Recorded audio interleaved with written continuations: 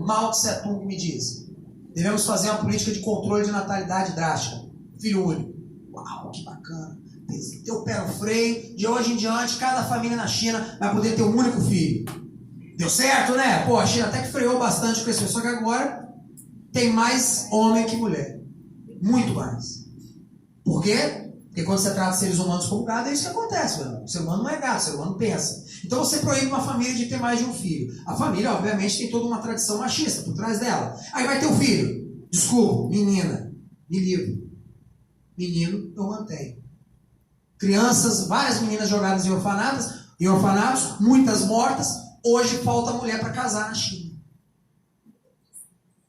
Esse é o perigo, quando você quer fazer engenharia social com ideologia.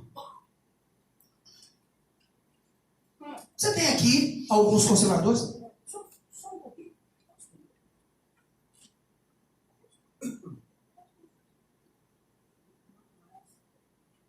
Sim. O que acontece? Quando você chega aqui no Brasil, você tem vários políticos conservadores. Você tem aqui exemplos do Brasil Império, como o Duque de Caxias, o Visconde do Uruguai, o Visconde de Cairu, Marquês de Paraná. São exemplos de partido conservador. Tem aqui o responsável pelo partido conservador agora do Paco, né? Muito legal estar aqui com a sua presença aí. Nós já tivemos um partido conservador atuante no Império, não é? Muito interessante. Na época em que você tinha essa disputa entre liberais e conservadores, e não adianta querer demonizar os conservadores. Porque os conservadores defendiam, por exemplo, a escravidão. Conversa. Você tinha abolicionistas e escravistas nos dois partidos, tanto no liberal como no conservador. E a lei que realmente barrou a escravidão no Brasil não foi a Lei Áurea. A que realmente deu um golpe de morte na escravidão foi a Lei do Ventre Livre, aprovada durante o governo conservador do Visconde de Rio Branco. Então, um conservador, na época em que você tinha um jogo político conservador no Brasil, batendo de frente com o liberalismo. Mas eu gosto desse camarada aqui. Eu gosto muito de Carlos Lacerda. Por quê? Eu acho que a gente tem que aprender demais com Carlos Lacerda. Se você puder ler a biografia dele, a autobiografia, o depoimento, é muito interessante. Porque Carlos Lacerda não foi só um político, ele foi governador da Guanabara, na época o Rio de Janeiro, depois que deixou de ser o Distrito Federal, para quem não sabe, virou um estado, e esse estado, que era só a cidade do Rio de Janeiro, ele governou. É o cara que derrubou praticamente Getúlio Vargas, levou Getúlio Vargas ao suicídio, como alguns acabam dizendo. Então foi muito demonizado na história brasileira por aqueles que defendem demais Getúlio, no qual eu não me incluo, obviamente. Então Carlos Lacerda foi talvez o maior exemplo de político conservador da história do Brasil. Da história. Foi o verdadeiro líder intelectual da Revolução de 64. Mais do que qualquer general, me desculpe os militares, mais do que qualquer militar, quem comandou a resistência no Brasil que levou a Revolução de 64 foi Carlos Lacerda. Muito antes do castelo do Olímpio Mourão Filho sair com as tropas, quem estava na resistência como governador da Guanabara foi esse homem. Escritor brilhante, intelectual de primeira, jornalista, um dos maiores oradores que esse país já teve. Entretanto, num dos erros crassos do regime militar brasileiro, que cometeu muitos acertos, mas muitos erros, inclusive esse de alijar as lideranças civis da direita, que foi o que aconteceu isso, ele acabou sendo, inclusive, cassado em seus direitos políticos. E desde então não tivemos mais um grande líder de direita que una capacidade intelectual, porque ele era praticamente um filósofo, pode-se dizer, Carlos Lacerda, e capacidade prática, porque foi o melhor governador do Rio de Janeiro. Depois dele, o Rio de Janeiro só teve um governo populista de porcaria que encheu a cidade de favela. Essa que é a verdade. Então, Carlos Lacerda é um exemplo a ser seguido. Por quê?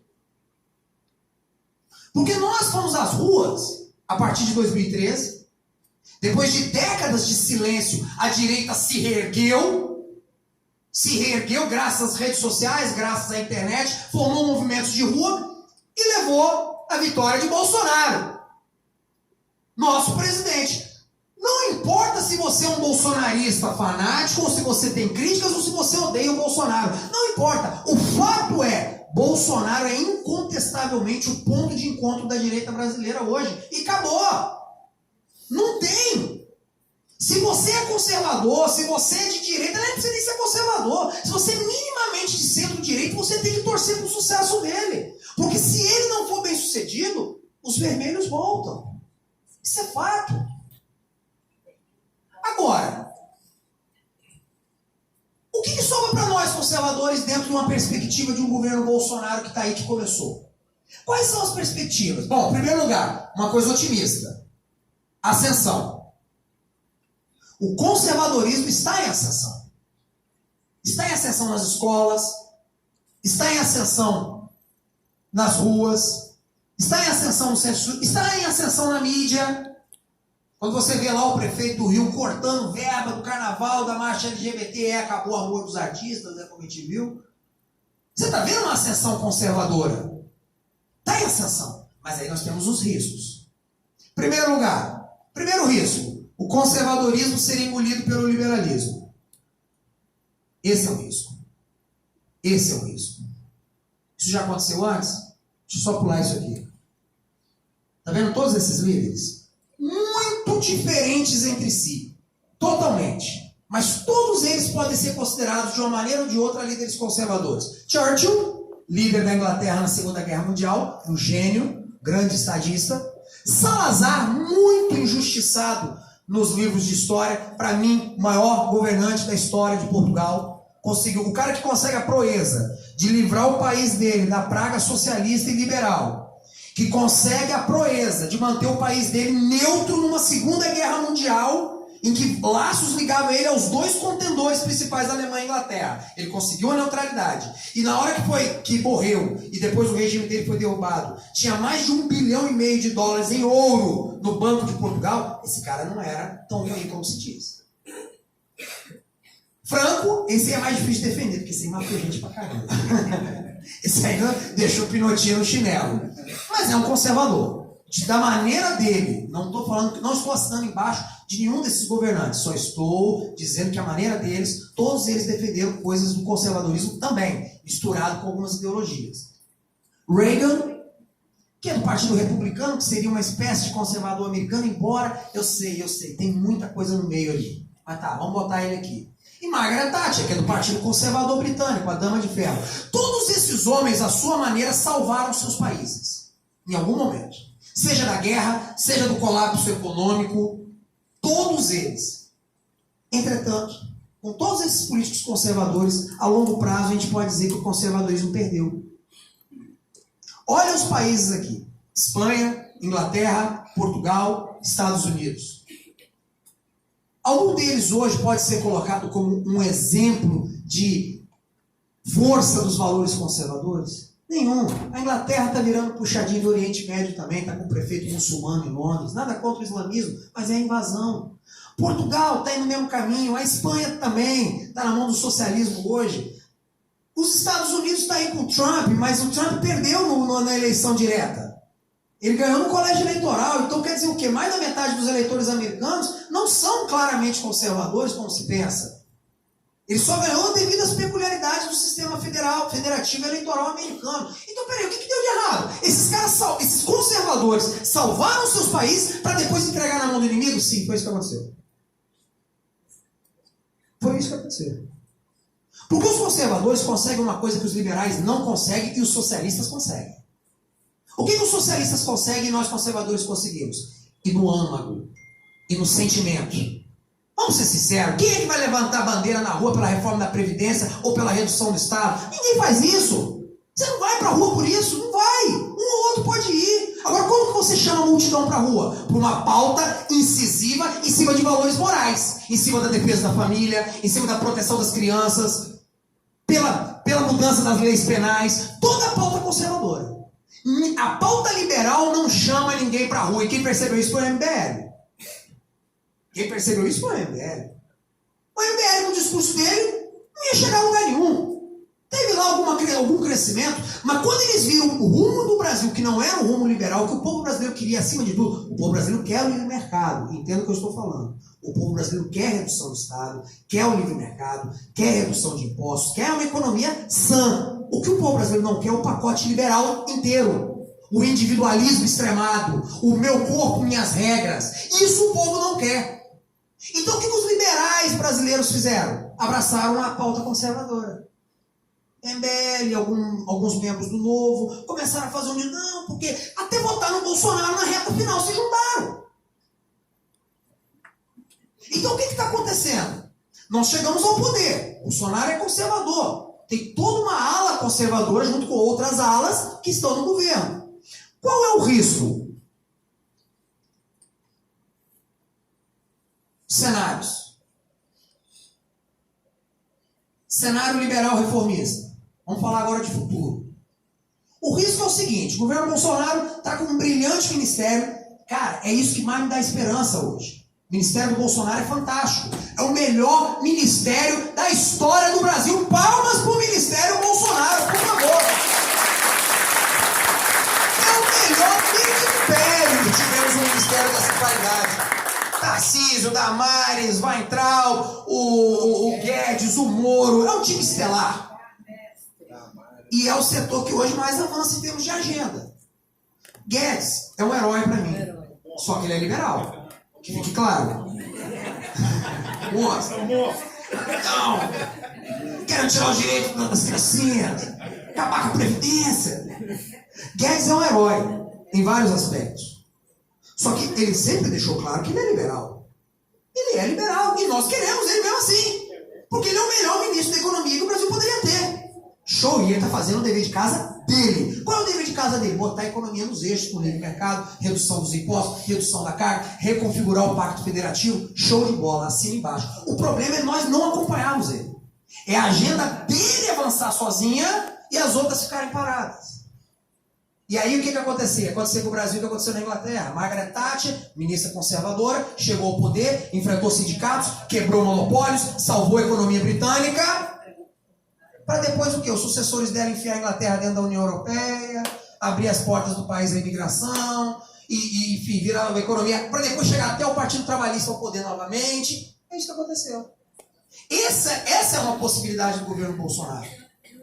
A outra possibilidade é essa aqui. Cenário avanço conservador.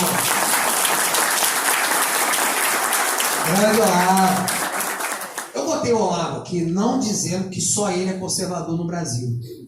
Eu só botei porque é o rosto mais conhecido do conservadorismo e eu gosto muito dos livros dele. Na verdade, eu saí do meu sono esquerdista, não, nunca fui, progressista. Porque eu estava até em 2010, eu era um progressista. Saí graças a ele. Depois dele que eu fui conhecer toda a literatura conservadora. Então eu agradeço, tenho uma dívida de gratidão enorme com ele, sempre terei.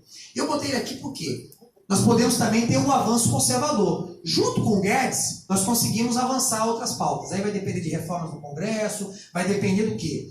De aprovar, por exemplo, mudar de verdade a questão do armamento no Brasil, que é a garantia do direito à posse de arma de fogo universal e do porte para aqueles que atenderam os requisitos.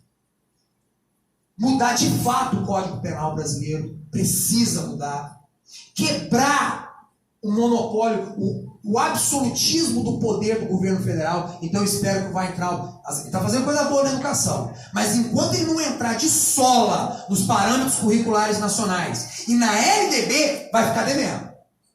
Não fez o dever de casa. Se o governo Bolsonaro não resolver isso, não vamos ter um grande avanço da pauta conservadora num setor que é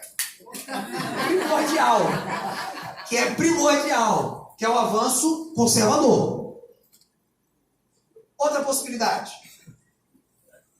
Botei essa foto aqui, talvez alguém não vai entender. Por que eu botei esse cara aqui? Porque eu acho uma possibilidade. Aqui nós estamos falando gente grande. Pode ser que você tenha um governo liberal, que vai ser uma decepção para nós conservadores a longo prazo. Pode ser que você tenha um governo que avance reformas liberais, mesmo que lentamente. O Bolsonaro ou se reelege em 2022, ou depois entra outro presidente de perfil mais ou menos conservador, porque a vontade do povo brasileiro é manter o conservadorismo no poder, é nítido. Mas existe essa possibilidade. Esse aqui alguém conhece, camarada? Erdogan, a bandeirinha turca ali atrás. E eu não estou falando aquele exemplo para nós de nada, não é isso. Ele é muçulmano, para começo de conversa. Só que, para os padrões da Turquia, ele é um conservador turco. Há aqueles que vão discordar de mim. Não, o islamismo já virou uma ideologia, né? Não vou entrar no mérito. O que eu quero dizer é o seguinte: esse cara tomou o poder numa situação muito difícil para o islamismo. Ele é um fundamentalista islâmico, defensor da pauta moral islâmica. Quando ele se tornou primeiro-ministro, a Turquia, não sei se vocês sabem, ela é tutelada pelas Forças Armadas. E as Forças Armadas lá são um elemento revolucionário, progressista. O objetivo das Forças Armadas turcas, desde o tempo de Atatürk, que foi o fundador da Turquia moderna, é o quê? É europeizar a Turquia. É transformar a Turquia o mais parecida possível com um país europeu. Para muitos aqui isso seria bacana, que bacana, vai ficar cada vez mais ocidental. Agora você coloca no lugar do muçulmano. Isso é uma violência cultural. Se eu fosse um muçulmano devoto, eu ia ficar puto com isso. Eu não quero ser europeu, eu quero continuar sendo turco muçulmano. E durante anos, então, a situação deles é parecida com a nossa. Porque eles tinham um discurso dominante de uma minoria que ia contra a maioria. E essa minoria controlava o exército. Quando elegiam um governo muçulmano mais pró o direito islâmico, o exército vinha, derrubava e colocava uma ditadura militar. Era desse jeito. Então Erdogan começou a carreira dele, sofreu perseguição política, foi prefeito de Istambul, fez lá um pouco de populismo, se tornou primeiro-ministro. Ele entrou batendo de frente? Não. Primeiro ele procurou garantir um certo desenvolvimento econômico, fez reformas econômicas liberais e a Turquia foi avançando. Com o tempo ele foi cooptando as instituições de Estado, especialmente o setor mais de oposição a ele, que é as Forças Armadas, e foi mudando. 6 anos depois que ele tinha chegado ao poder, a Turquia estava nas mãos dele. Há pouco tempo, setores contrários a ele, vocês devem ter acompanhado, tentaram um golpe de Estado, foram esmagados. Eu estou falando disso por aí, tá? Você está defendendo que o Bolsonaro implante um regime autoritário pessoal? Não estou defendendo nada. Eu estou falando de uma perspectiva. Talvez uma forma de sobrevivência daquilo que nós queremos como um país mais conservador seja um governo de caráter mais personalista nos próximos anos. Talvez, sim. É um dos 3 cenários que eu estou colocando aqui para vocês. Existem outros. Mas eu estou falando que futuramente a galera que defende intervenção militar. Eu não estou falando isso que seria um erro, na minha opinião. Tentar intervenção militar agora seria um fracasso total. Rapidamente o Brasil seria isolado na comunidade internacional, perderia investimentos, a economia ia desabar, o dólar ia disparar. Aqueles mesmo que defendem o governo hoje, muitos estariam metendo o pau, indo para as ruas para derrubar. Os comunistas iam virar mártires e Lula talvez voltasse ao poder. Se você defende intervenção militar, pelo motivo que eu sei que você defende, porque você quer ver o negócio andar, talvez o caminho seja esse. Mas eu não vou entrar nos detalhes. Eu chamo isso aqui de cenário Erdogan Brasil. E um cenário misto, que envolve os 3 outros. O que vai definir o cenário? As atitudes do Bolsonaro apenas? Não. As nossas também. Se nós ficarmos só no movimento de rua, sem estudar, sem entrar na guerra cultural, sem ocupar os espaços, então nós podemos ter um governo maravilhoso, de uma agenda liberal, que os nossos netos vão ter emprego, mas vão viver num país sem virtude alguma. E como conservador a gente não tem isso. Então eu queria aqui encerrar minha palestra, só dizendo essas palavras do seguinte, que eu, Ayrton Calegari, tenho profunda esperança no meu país, tenho profunda fé no meu Deus, e acredito que estamos no caminho certo. E acredito, apesar de todos os erros que possam existir, que Bolsonaro é o homem certo, no local certo, para aquilo que nós defendemos. Muito obrigado.